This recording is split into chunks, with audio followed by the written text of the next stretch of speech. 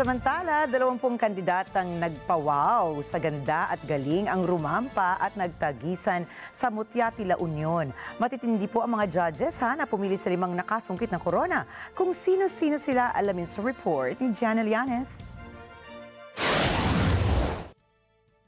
Nagpasiklaban sa ganda, talino at husay sa pagrampa ang nasa 20 kandidata na nagrepresenta mula sa kani-kanilang bayan upang masungkit ang corona para sa Mutyati, La Union. Sa opening number pa lang ng mga kandidata, mapapawaw ka talaga sa galing at husay nila at makikitang pinaghandaan nila talaga ito. Napasayaw din ang mga naggagandahang host kasama ang governor ng probinsya, si Governor Rafael Veronica Ortega David. Kasama rin sa nagpakaba sa mga naggagandahan kandidata ay ang mga judges na sina Miss Universe 1969 Gloria Diaz, Miss Universe Philippines 2023 Michelle D, Miss Nina Corpus, fashion designer na si Miss Vladimir Echeverre at founder of Beauty Derm Group of Companies Miss Rhea Tan. Nagsilbi namang host ng programa ang mga beauty queen na si MJ Lastimosa, Nicole Cordoves at Emma Tiglao. Nagpakilig naman sa mga manunood sa song and dance number si Kylie Chari at sa pagharana ng aktor na si Joshua Garcia.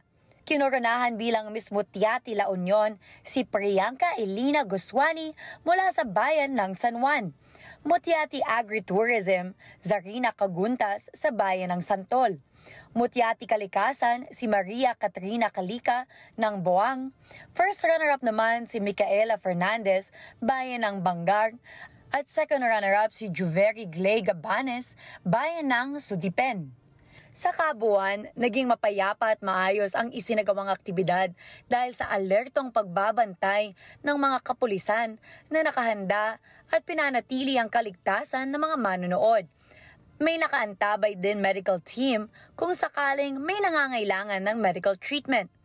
Pagkatapos naman ng coronation night ay agad na nag-press conference ang mga nagwagi at nagkaroon ng pagkakataon ng mga media na may interview ang mga kandidata.